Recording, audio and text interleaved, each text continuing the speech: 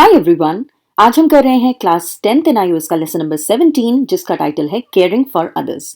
Caring for others आपके TMA का part है। So it is not going to be tested in your public examination, but TMA अच्छे से करने के लिए इस लेसन को समझना जरूरी है। So let us begin with lesson 17, caring for others. Love and care are two important feelings that bind us together. प्यार और देखभाल दो महत्वपूर्ण भावनाएं हैं जो हमें एक साथ बांधती हैं। बाइंड का मतलब है बांधना। We all love our friends and relatives, but there are some people who share their love with all of humanity. हम सभी अपने दोस्तों और अपने रिश्तेदारों से प्यार करते हैं, लेकिन कुछ लोग ऐसे भी होते हैं जो प्यार पूरी मानवता के साथ बांटते हैं। ह्यूमैनिटी का मतलब है मानवता। They take care of those who are alone and helpless. यानी वे उन लोगों का ख्याल रखते हैं जो अलोन यानी अकेले हैं, हेल्पलेस यानी असहाय हैं। They extend their hand to help those who are in difficult situations. वे उन लोगों की मदद करने के लिए अपना हाथ बढ़ाते हैं जो मुश्किल परिस्थितियों में हैं। Situations का मतलब परिस्थितियां। They do not look forward to any reward for their kind actions.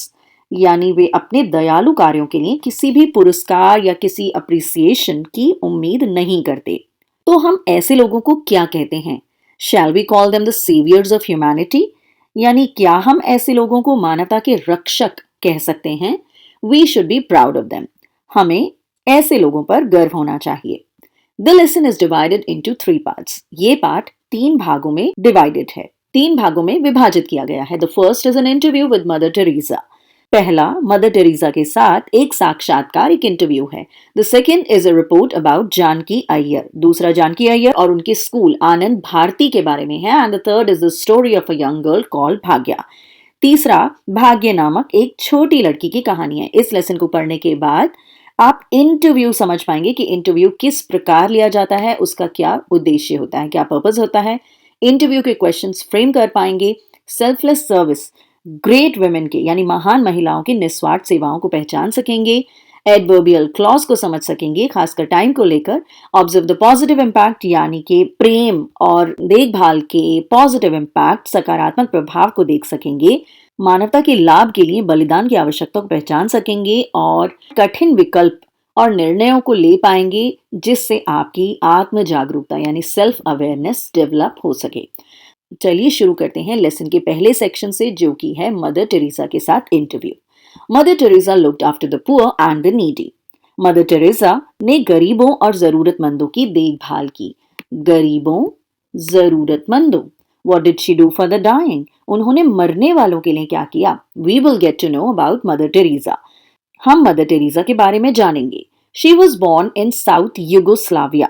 उनका जन्म दक्षिण युगोस्लाविया में हुआ था। At the age of 19, she came to Darjeeling, India to teach. 19 साल की उम्र में वे पढ़ाने के लिए भारत के दार्जिलिंग आ गई थीं।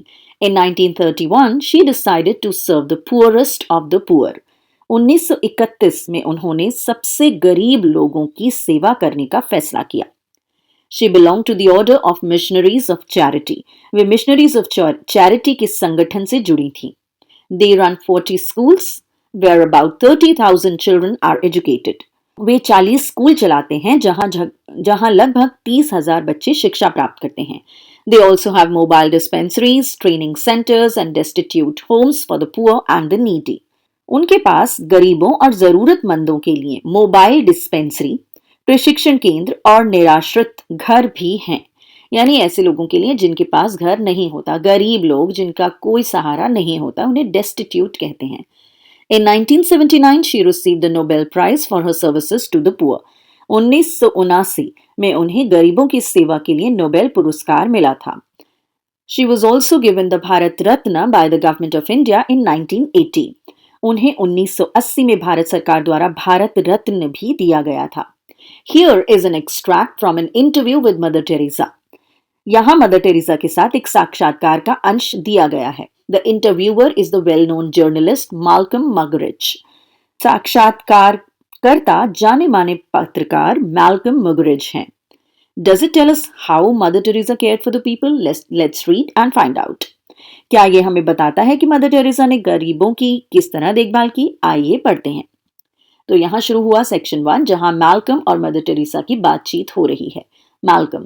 When you say home for the dying, do you mean that these are people on the streets who have been abandoned and are dying? सवाल पूछा जाता है मैल्कम द्वारा, जब आप मरने वालों के लिए घर कहती हैं, तो क्या आपका मतलब उन लोगों से है जो सड़क पर हैं, जिन्हें छोड़ दिया गया है, अबैंडन कर दिया गया है और वो मर रहे हैं? मदर टेरेसा कहती हैं, yes, the first woman who I saved was picked up from the street. Mother Teresa जवाब देती हैं, हाँ, पहली महिला जिसे मैंने बचाया था उसे सड़क से उठाया गया था. She had been half eaten by the rats and ants. उसे चूहों और चींटियों ने आधा खा लिया था. I took her to the hospital but they could not do anything for her. मैं उसे अस्पताल ले गई लेकिन वे उसके लिए कुछ नहीं कर सके. They only took her in because I refused to move until they accepted her. उन्होंने उसे केवल इसलिए अपने साथ रखा क्योंकि मैंने तब तक जाने से इनकार कर दिया था जब तक वो उसे स्वीकार, यानी कि जब तक वो उसे एडमिट नहीं कर लेते. इनकार करना मतलब रिफ्यूज करना. From there, I went to the municipality and asked them to give me a place where I could bring such people. और वहां से मैं नगर पालिका गई और उनसे मुझे एक जगह देने के लिए कहा जहां मैं ऐसे लोगों को ला सकूं. The health officer of the municipality took me to the Kali temple and showed me the धर्मशाला. नगर पालिका के स्वास्थ्य अधिकारी मुझे काली मंदिर ले गए और मुझे धर्मशाला दिखाई. I was very happy to have that place. Within 24 hours, we had our patients there and we started the work of the home for the sick and the dying. मुझे वह जगह पाकर बहुत खुशी हुई. 24 घंटे के भीतर हमारे मरीज वहां पहुंच गए और हमने बीमारों और मरने वालों के लिए एक घर का काम शुरू किया. In 1952, we opened the first home for the dying. 1952 यानी 1952 में हमने मरने वालों के लिए पहला घर खोला. Malcolm, what exactly are you doing for these dying people? I know you bring them in here. तो मालकम पूछते हैं, आप इन मरने वाले लोगों के लिए वास्तव में एक्चुअली में कर क्या रहे हैं? मुझे पता है कि आप उन्हें यहाँ लाते हैं. तो मदर टेरेसा ने पूरा प्रॉपरली प्रोसेस समझाया. First of all, we want to make them feel they are wanted. We want them to know that there are people who really love them, who really care for them, at least for the few hours that they have to live.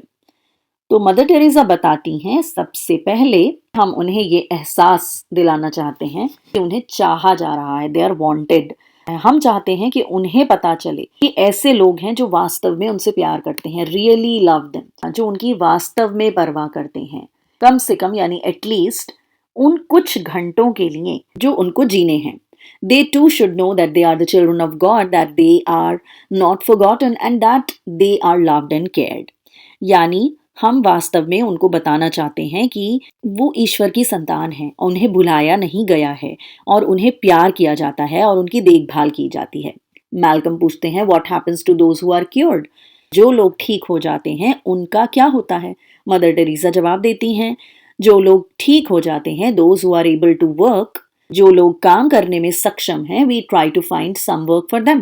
The others we try to send them home where they can spend at least a few years in happiness and comfort.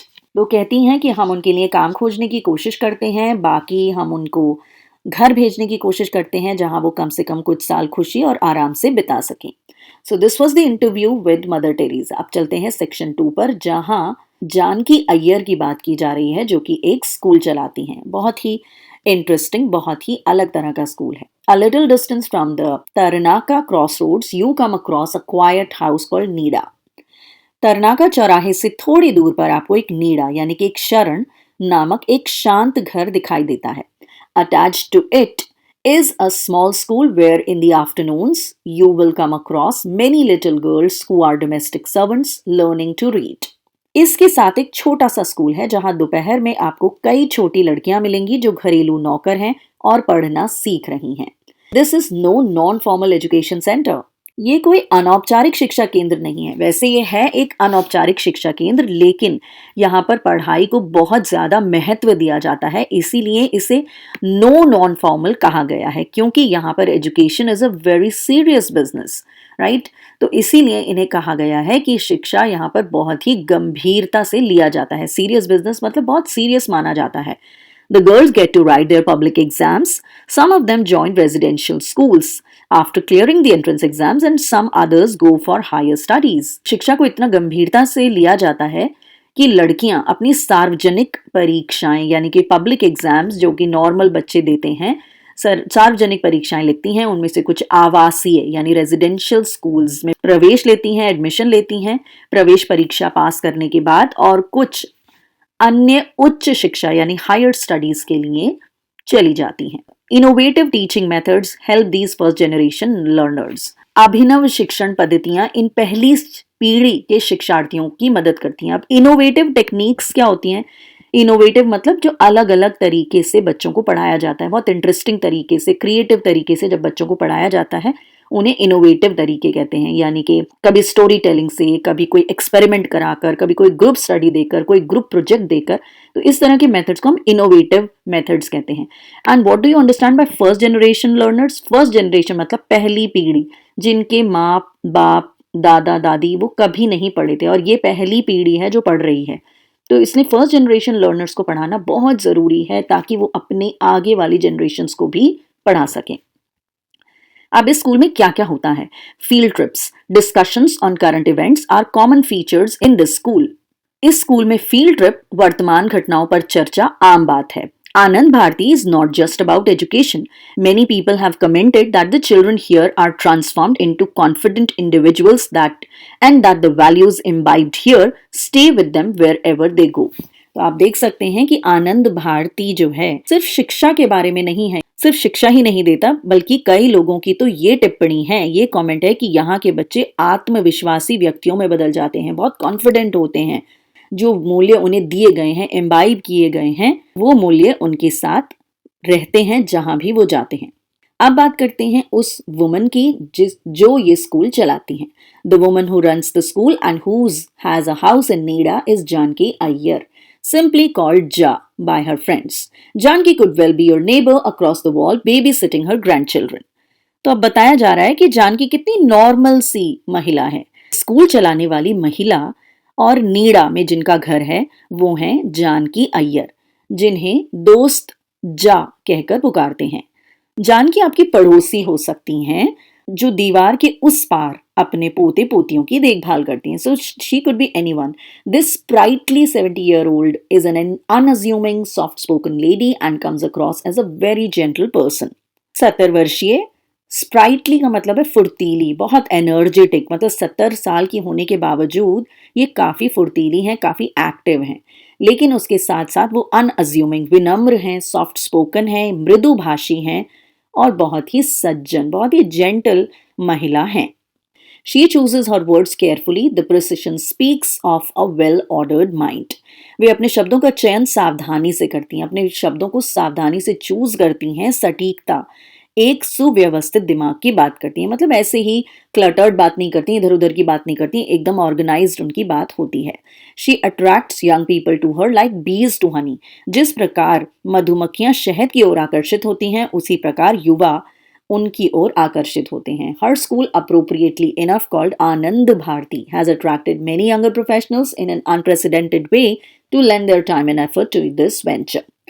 उनका school, जिसे आनंद भारती कहा जाता है, उसने कई युवा पेशेवरों को अभूतपूर्व तरीके से आकर्षित किया है। अनप्रेसिडेंटेड मतलब जो पहले नहीं हुआ है, और इसी कारण वो अपना समय, अपनी एनर्जी, अपना प्रयास इस वेंचर को, इस काम को देना चाहते हैं। अब यहाँ मेंशन किया गया है किस प्रकार के वहां पर टीचर्स हैं। A computer professional helps with the accounts. एक कंप्यूटर पेशेवर अकाउंट्स में मदद करते हैं। अ लिंग्विस्टिक्स प्रोफेसर टीचर्स हिंदी। भाषा विज्ञान के प्रोफेसर हिंदी पढ़ाते हैं। अनदर प्रोफेसर टीचर्स इंग्लिश, और दूसरे अन्य अंग्रेजी पढ़ाते हैं। एंड अनदर म्यूजिक, और दूसरे एक संगीत सिखाते हैं। Despite the preponderance of highly educated teachers, Janaki had been able to attract and retain teachers from underprivileged backgrounds. उनके उच्च शिक्षित मतलब हाईली एजुकेटेड टीचर्स के अधिकता के बावजूद, प्रिपोंडरेंस का मतलब है अधिकता, ऑब्वियसली वो हाई लेवल के हैं और बाकी जूनियर लेवल टीचर्स से बहुत ज्यादा हाई क्लास के हैं। जानकी फिर भी अंडर प्रिविलेज्ड टीचर्स को, यानी जो थोड़े निचले तर के लेवल के टीचर्स होते हैं, जिन्हें आप कह सकते हैं कि वंचित होते हैं, जो थोड़े इकोनॉमिकली लो, गरीब घरों से आते हैं, तो इस प्रकार के टीचर्स को भी वो अट्रैक्ट कर पाती हैं, आकर्षित कर पाती हैं और उन्हें रिटेन कर पाती हैं, यानी उन्हें अपने स्कूल में बनाए रखती हैं।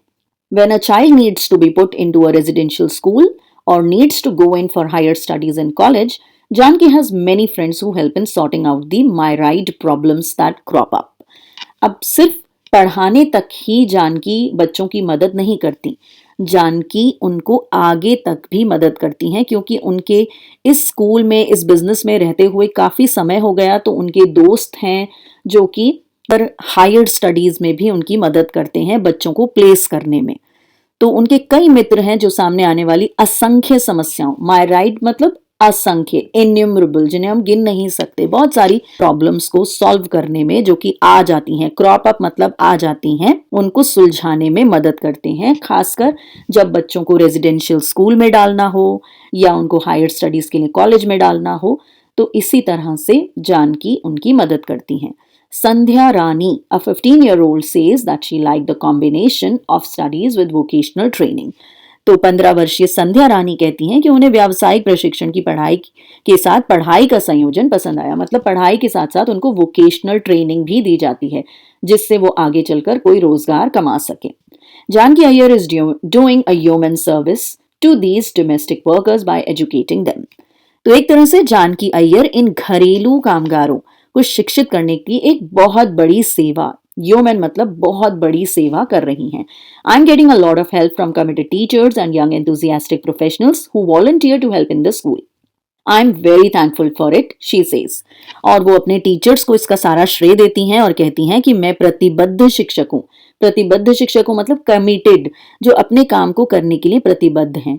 और युवा, उत्साही, उत्साही मतलब एंथुसियास्टिक, प्रोफेशनल, पेशेवर, इन लोगों से बहुत मुझे मदद मिल रही है जो स्कूल में मदद करने के लिए स्वेच्छा से आगे आते हैं, अपनी खुद की मर्जी से आगे आते हैं, वॉलंटियर करते हैं, और मैं इसके लिए बहुत आभारी हूँ, थैंकफुल हूँ।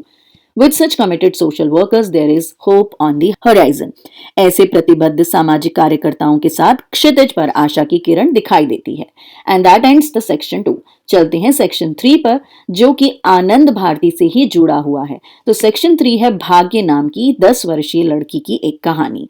भाग्य 10 साल की है। She is a 10-year-old who attends my non-formal education unit आनंद भारती। तो भाग्य 10 साल की हैं जो मेरी अनौपचारिक शिक्षा इकाई आनंद भारती में जाती हैं।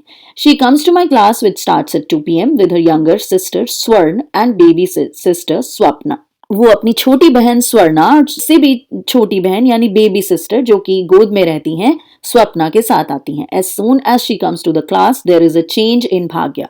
जैसे ही वह कक्षा में आती है भाग्या में बदलाव आ जाता है। She sheds her responsibilities the instant she hands over Swapna to me। तो स्वप्ना जो है वो जानकी अय्यर संभाल लेती हैं स्वप्ना को, और फिर भाग्य अपनी पढ़ाई में लग जाती हैं, और जैसे ही वो क्लास में आती हैं उसकी जिम्मेदारियों का बोझ एक तरह से उतर जाता है। द इंस्टेंट, उसी क्षण उतर जाता है जब वो स्वप्ना को जानकी अय्यर के हाथ में सौंप देती हैं। और वो कितनी देर पढ़ती हैं? She studies for the next 2.5 hours, 2.5 घंटे के लिए। For the next 2.5 hours, she like any other child of her age is interested in work, be it an exercise in Telugu और सम्स और सम ड्राइंग। अगले 2.5 घंटे तक वो अपनी उम्र के किसी भी दूसरे बच्चे की तरह अपने काम में लगी रहती हैं, चाहे तेलुगु में कोई अभ्यास हो या कोई गणित या फिर कोई drawing. After playing around for a while and scribbling on a slate, Swapna settles on my lap for her siesta. और वहीं सपना थोड़ी देर खेलने और स्लेट पर कुछ लिखने के बाद अपनी झपकी लेने के लिए मेरी गोद में बैठ जाती है।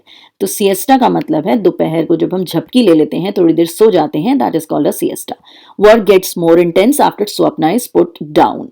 जब स्वप्ना को लिटा दिया जाता है तो काम और भी तीव्र हो जाता है। Before any of us realise it, it is 4:15 and time for games. इससे पहले कि हम सबको पता चले 4:15 बज जाते हैं, और 4:15 का मतलब है गेम्स खेलने का समय।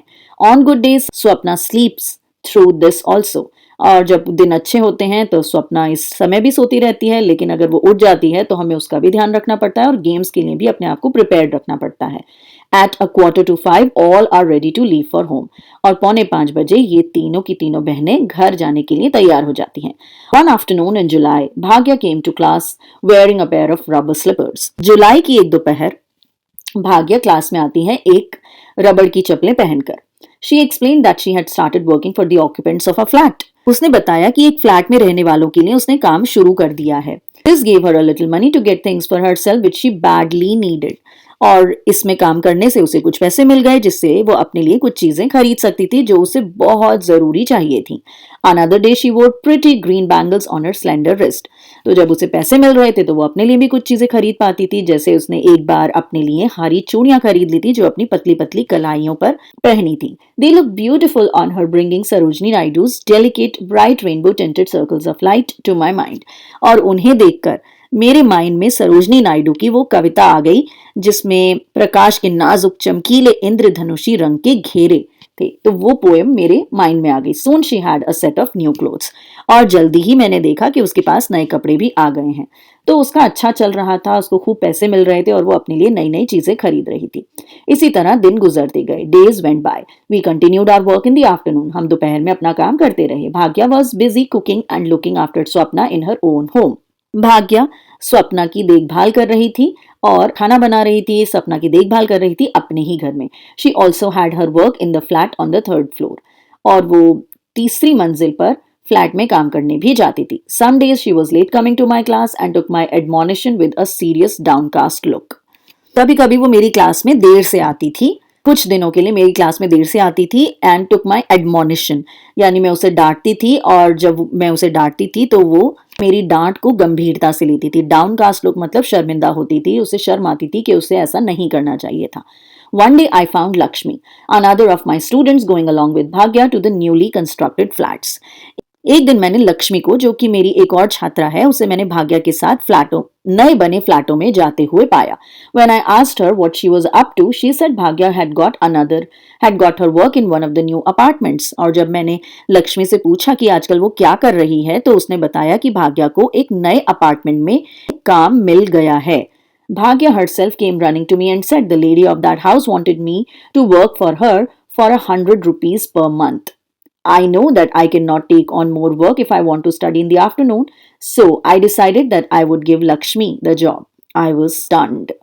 तो भाग्या उस दिन खुद मेरे पास भागती हुई आई और उसने कहा कि उस घर की मालकिन चाहती है कि मैं उसके लिए 100 रुपए महीने पर काम करूं, जो कि उसके लिए बहुत ज्यादा बड़ी रकम थी। 100 रुपए पूरे महीने के लिए। लेकिन उसको बताते हुए भाग्या ने फौरन कहा, अपना पक्ष रखा कि मुझे पता है कि अगर मैं दोपहर में पढ़ाई करना चाहती हूँ तो मैं और ज्यादा काम नहीं कर सकती, इसलिए मैंने तय किया कि मैं लक्ष्मी को ये काम दूंगी। ये सुनकर मैं दंग रह गई। I was stunned. मतलब जिस लड़की को पैसे की इतनी सख्त जरूरत थी फिर भी उसने चुना कि वो पढ़ाई करे। So this was a choice that was made by Bhagya. Bhagya had made a deliberate choice, giving up 100 rupees every month in order to study. भाग्या ने पढ़ाई करने के लिए हर महीने 100 रुपए छोड़ने का फैसला जानबूझकर किया, डेलिबरेटली किया। What was even more remarkable was the matter of the fact way she said it. और जिस हिसाब से, जिस तरीके से उसने इस बात का उल्लेख किया, उसने इस बात को कहा, वो उससे भी ज्यादा सराहनीय, उससे भी ज्यादा उल्लेखनीय, उससे भी ज्यादा जबरदस्त बात थी। उसके लिए हर चीज एकदम क्लियर थी। To her the issue seemed crystal clear. उसने ये बात बिल्कुल मामले को साफ करते हुए कहा। There was awe in her voice when she mentioned the grand sum of 100 rupees और wonder as she called it in Telugu, but there was no trace of regret in either her face or voice for having given it up. जब उसने 100 रुपए या तेलुगु में वंदा जैसी बड़ी रकम का जिक्र किया तो उसकी आवाज में विस्मय था कि 100 रुपीज, 100 रुपए, लेकिन उसे छोड़ने के लिए उसके चेहरे या आवाज में कोई अफसोस नहीं था। और ये मेरे लिए एक बहुत ही रिमार्केबल बात थी। And that ends the lesson for us. So I hope you have understood the lesson. अगर कोई डाउट, कोई क्वेश्चन, कोई क्लैरिफिकेशन चाहिए तो please let me know in the comments. I will get back to you. Thank you so much for watching. See you in the next lesson. Bye.